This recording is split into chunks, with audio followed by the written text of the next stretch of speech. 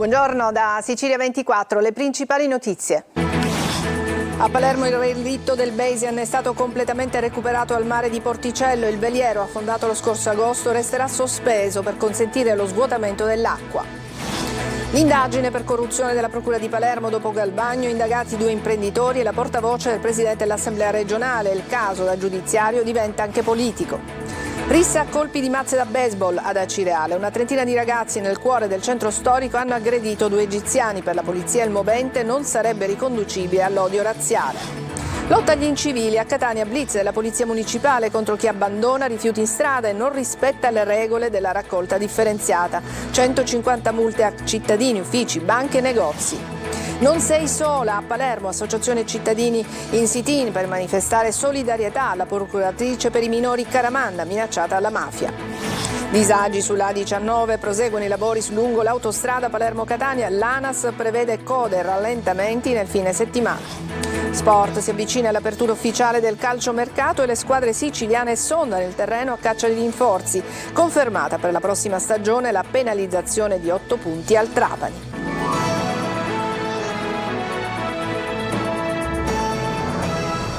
Bentrovati, ancora una buona giornata. Apriamo questo nostro TG purtroppo con la notizia di un morto sul lavoro. Un operaio è rimasto folgorato nel palermitano. Si tratta di Giovanni Sanfilippo, aveva 60 anni ed è stato trovato morto nei pressi di una cabina di media tensione a Ficarazzi. L'incidente è avvenuto nella zona della ditta immobiliare Giulio Cesare, dove ci sono diverse imprese di trasporto. Da una prima verifica sembra che l'uomo sia rimasto folgorato. L'operaio stava realizzando lavori di muratura per conto terzi.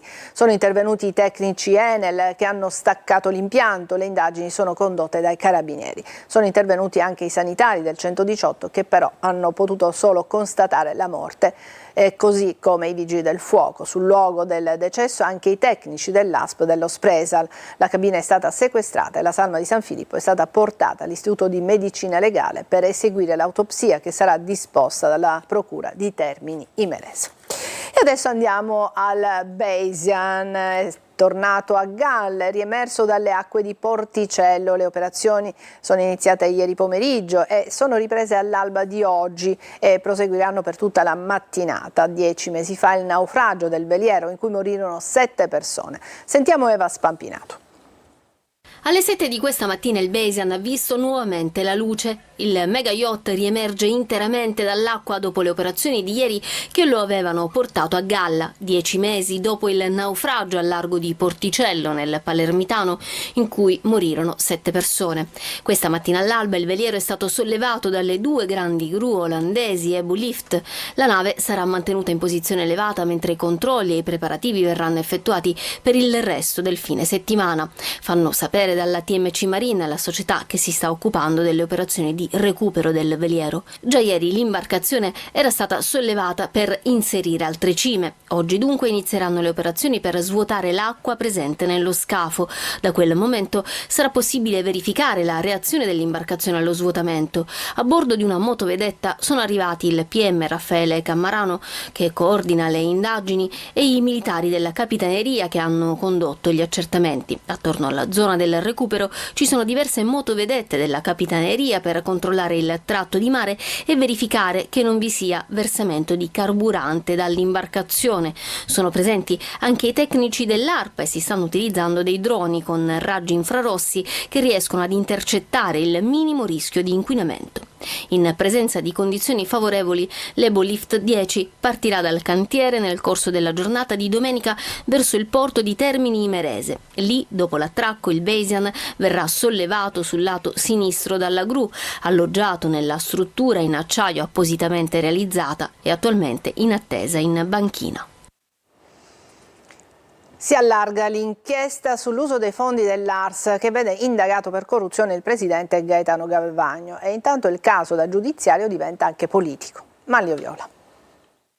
Sembra destinata ad allargarsi l'inchiesta per corruzione della Procura di Palermo, che vede fra gli indagati il presidente dell'ARS Gaetano Galvagno, dopo le notizie riguardanti i presunti incarichi conferiti da 2 imprenditori ai collaboratori di Galvagno e considerati parte di un accordo corruttivo dopo 2 contributi rilasciati proprio nei confronti degli stessi imprenditori. Arrivano altri benefit. Nelle contestazioni fatte al presidente dell'ARS ci sarebbero autovetture offerte in affitto gratuitamente, biglietti per concerti ed eventi ed altre utilità. Tutti semplici gesti di cortesia senza nulla in cambio, dice Galvagno nell'interrogatorio che lui stesso ha chiesto, ma indagati ci sono anche i 2 imprenditori oltre ai suoi collaboratori. In quell'interrogatorio poi sarebbero emerse anche alcune intercettazioni che non riguardano solo politici ma anche la sua più stretta collaboratrice, la portavoce Sabrina De Capitani, tanto che su alcuni passaggi Galvagno dice che chiederà proprio alla De Capitani e in generale ai suoi collaboratori spiegazioni. Ma la novità vera è un'altra, visto che di questa inchiesta si sa veramente poco. Tutto sembra partire da un'altra indagine, quella che ha portato allo scandalo sui fondi del turismo per le mostre a Cannes e sull'uso dei soldi per il progetto Sicily. Le intercettazioni partono da lì, ma poi portano altrove, fino ai fondi dell'ARS, a 2 anni di enorme mancette e chissà dove altro. Un caso che dunque tende a diventare politico, visto che tutte queste indagini finiscono sempre per coinvolgere esponenti di Fratelli d'Italia, vicende che cominciano a infastidire lo Stato Maggiore del partito a livello nazionale, tanto che la solidarietà a Galvagno ieri è piovuta da ogni angolo della Sicilia, ma nessuna nota è arrivata da oltre lo stretto. Traffico di migranti, e questa è l'accusa con cui sono stati arrestati 5 tunisini residenti in Sicilia. Organizzavano viaggi in gommone tra le coste africane e quelle siciliane. Francesco Triolo.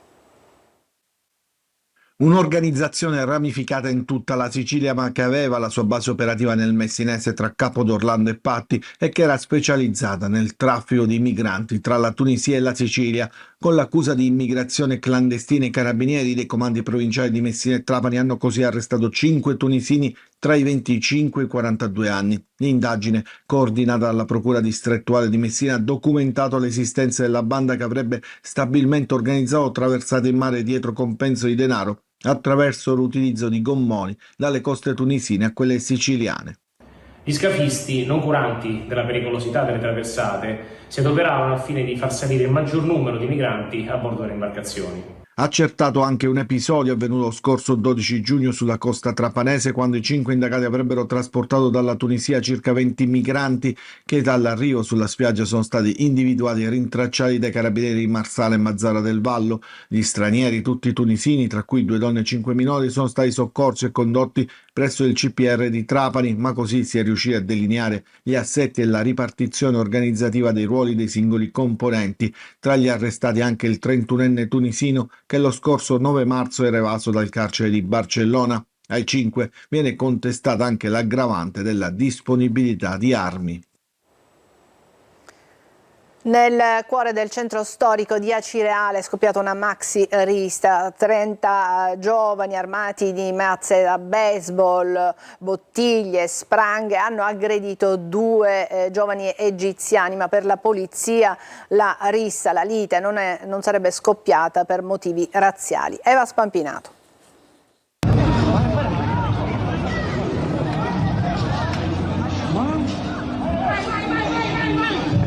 Le immagini dicono che siamo nel cuore del centro storico di Acireale, tra Piazza Duomo e Corso Umberto, ma la scena che commentiamo sembra quella di un film girato su un campo di battaglia.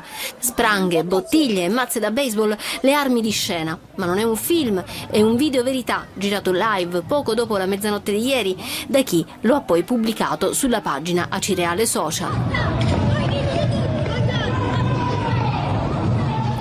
Una notte di follia di cui non si conoscono ancora i motivi. Si sa però che i ragazzi coinvolti nella maxi rissa erano 30 e se la sono presa con 2 ragazzi egiziani.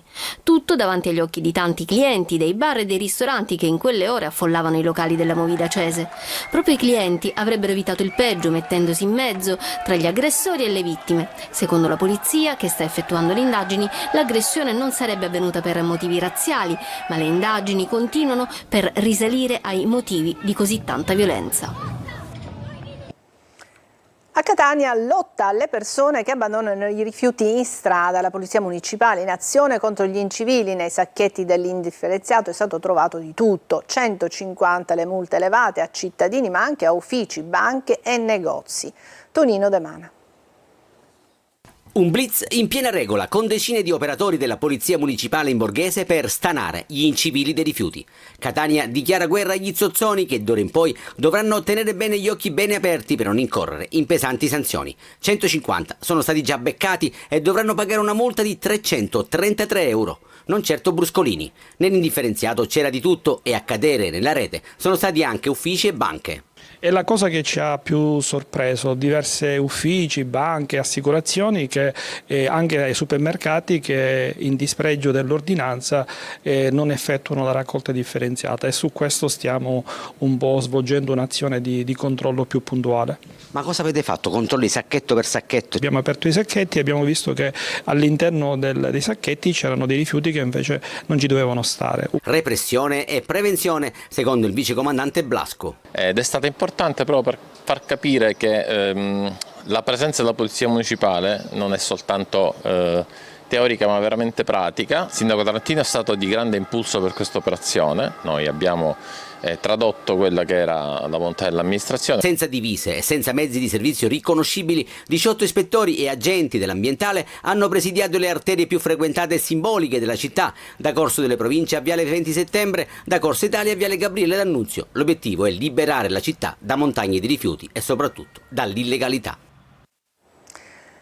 La Guardia Costiera di Catania ha sequestrato durante un controllo da un grossista di Acireale oltre 3 tonnellate di prodotti ittici destinati alla vendita che riportavano l'indicazione del termine minimo di conservazione scaduto. Trovati anche circa 500 kg di pesce congelato senza l'etichettatura per tracciarne la provenienza. Il grossista è stato sanzionato con un verbale per la violazione sulla normativa della pesca e per la conservazione dei prodotti ittici. Non essendo idoneo al consumo, tutto il pesce sequestrato è stato distrutto.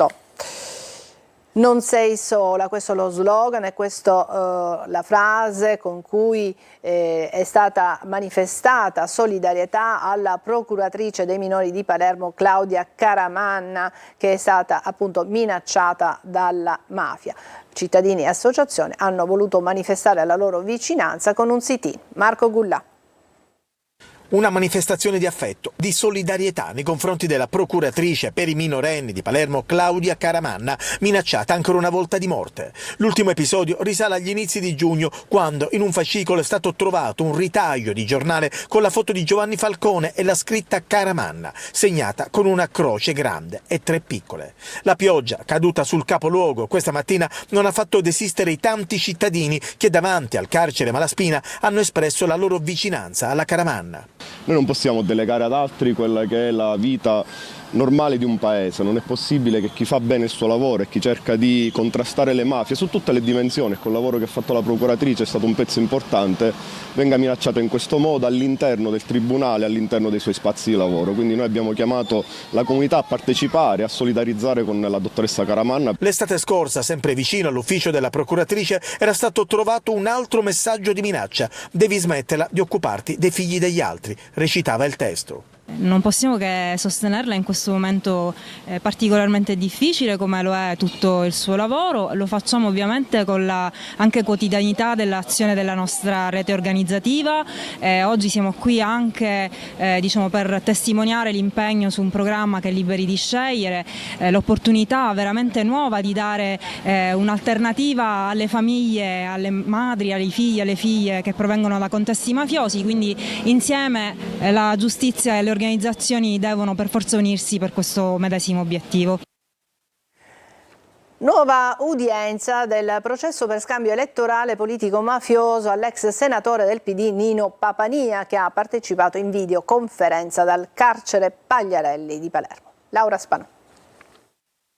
C'era anche l'ex senatore del PD Nino Papania a seguire in videoconferenza dal carcere Pagliarelli l'udienza del processo che si tiene davanti al Tribunale di Trapani, che lo vede imputato di voto di scambio politico-mafioso assieme all'ex vice sindaco di Alcamo Gaspare Perricone. Papania assieme a Perricone è in carcere dall'autunno del 2024 perché è coinvolto nel blitz antimafia Irene, che vide arrestate con le accuse di mafia diverse persone tra Alcamo, Calatafimi e Trapani. Un'indagine della polizia che fotografò la dinamicità capacità di un'organizzazione mafiosa non timorosa dell'incalzare dell'azione giudiziaria nel tempo condotta contro Cosa Nostra. Oggi l'udienza è proseguita con la testimonianza di uno dei principali investigatori, il commissario dello SCO Mauro Riccitelli, che ha risposto alle domande del PM Padova, domande poste per evidenziare le dinamiche dell'associazione mafiosa che era dedita ad uno stretto controllo criminale del territorio. A Roma lo chiamavano il mondo di mezzo, dove la mafia si incontrava con la politica e i colletti bianchi. A Trapani alcune indagini su connessioni tra Cosa Nostra e borghesia indussero gli inquirenti che se ne occupavano a parlare di terra di mezzo, dove risiedeva e risiede ancora quell'area grigia fatta di soggetti pronti a dare manforte agli interessi mafiosi. L'indagine Irena ha svelato una nuova identificazione letteraria della consorteria mafiosa, mondo collaterale, e questa la frase finita ascoltata durante le intercettazioni, e a pronunziarla sarebbe stato il personaggio più noto tra gli arrestati, l'ex senatore Nino Papania. A Catania si è riunito il direttivo del sindacato UGL per discutere del futuro del colosso della microelettronica STM. Sentiamo Tonino De Mano. Un direttivo straordinario dell'UGL per cercare risposte e rompere il muro del silenzio alzato anche dal Ministero. A Catania preoccupa il futuro di STM, alle prese con 2.800 esuberi e con altre 2.200 unità a forte rischio, quanto basta per fare scattare l'ennesimo allarme sociale. Siamo molto preoccupati perché a fronte delle 2.800 unità in uscita che l'azienda ha dichiarato lo scorso 10 aprile durante la riunione che si è svolta al Ministero a Roma presso il MIMT, a queste ne sono state aggiunte altre 2.200 unità che ci sono state convocate, praticamente comunicate solamente attraverso comunicazioni stampa. Noi non abbiamo ricevuto alcuna convocazione, non c'è stato un tavolo ufficiale in cui questo numero ci è stato detto e soprattutto criteri e parametri su come questa scelta avverrà. Nonostante le attese, dal 10 aprile scorso nessuna convocazione è arrivata dal Ministero, lasciando lavoratori e sindacati in un clima di incertezza. Vediamo che i lavoratori all'interno di tutte le aree dello stabilimento, non solo all'interno delle unità produttive, sono in continua fibrillazione, fughe di notizie continue che non lasciano assolutamente sereni né loro né le loro famiglie. Noi dobbiamo fare in modo di rimanere compatti, dobbiamo sindacalmente serrare le fila, come si dice, e dobbiamo a tutti i costi avere un piano industriale che possa garantire sicuramente il sviluppo aziendale, ma soprattutto la garanzia occupazionale. L'UGL sollecita anche l'intervento della Regione. L'ANAS informa che proseguono i lavori di messa in sicurezza lungo l'autostrada 19 Palermo-Catania nel tratto compreso tra Altavilla Milice e Bagheria, dove sono attivi cantieri per l'adeguamento delle barriere di protezione sia sui viadotti che sul corpo stradale.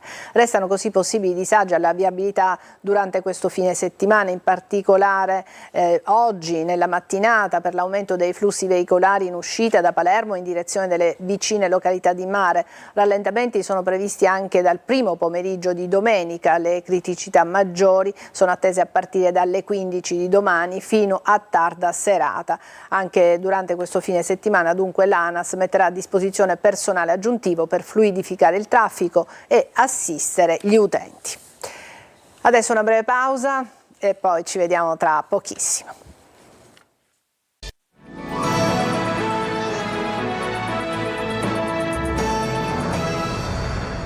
In autunno anche le strutture private specializzate in procreazione medicalmente assistita in Sicilia garantiranno le prestazioni in convenzione col sistema sanitario nazionale. Per questo sarà stanziato un budget di 3,5 milioni di euro, lo ha annunciato l'assessore regionale alla sanità Daniela Faraoni.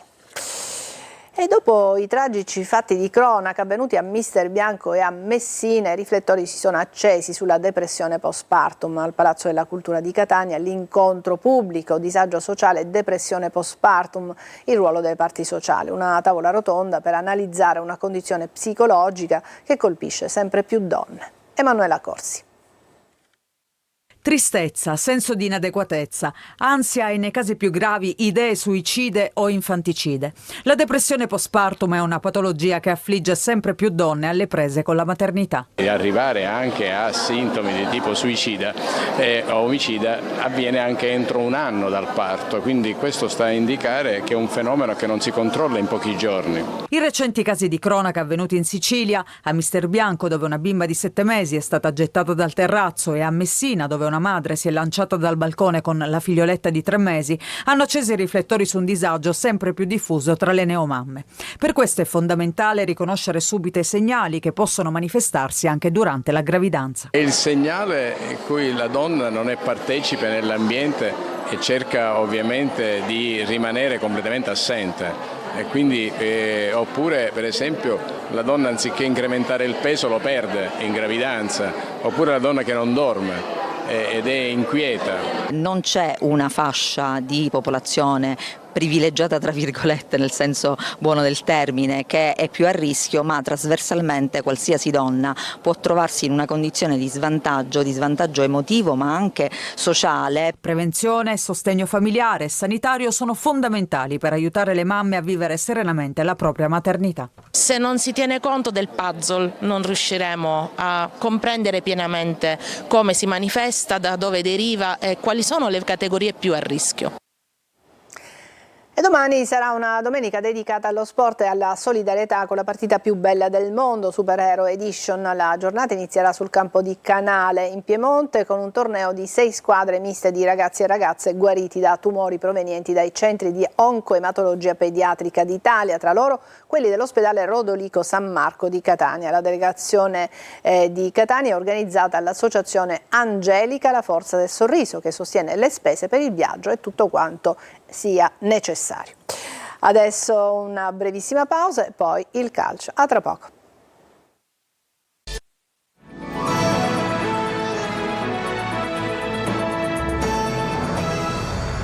Eccoci allo sport, si avvicina l'apertura ufficiale del calciomercato e le squadre siciliane stanno cominciando a gettare le basi per le prime operazioni. Palermo e Catania sono già al lavoro per migliorare gli organici. Sentiamo Francesco Triolo.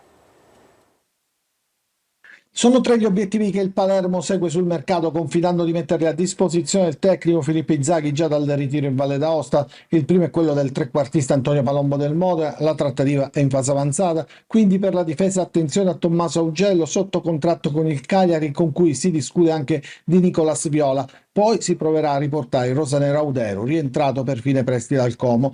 A Catania ha chiuso il capitolo legato alla riorganizzazione dirigenziale, adesso è il tempo di concentrarsi sulla squadra e sul calciomercato ed è quindi il momento del nuovo direttore sportivo Ivano Pastore, che sta cercando di mettere a segno quei colpi che Mimmo Toscano ha chiesto per rinforzare la rosa. Il dialogo aperto è quello col Padova, neopromosso in B, i nomi Lorenzo Crisedi, che 32enne, e Nicolo Bianchi, 33 anni, che andrebbero ad occupare da sedi importanti nel centrocampo rossaazzurro. Nomi questi che vanno ad aggiungersi a Barone dell'Ascoli, Capomaggio Russo del Cerignola, tutti sotto la lente del DS Etneo, che deve risolvere anche alcune situazioni. Dal Monte, Del Fabbri e De Paoli non saranno riscattati, in uscita ci sono De Rose e Sturaro, Cianci potrebbe essere riscattato dalla Ternana, su Cicerelli c'è l'Arezzo, su Montalto invece l'interesse di alcune società di Serie D. A Siracusa si attende il rientro previsto per lunedì prossimo del tecnico Marco Turati e il vertice con la società per stabilire le mosse sul mercato.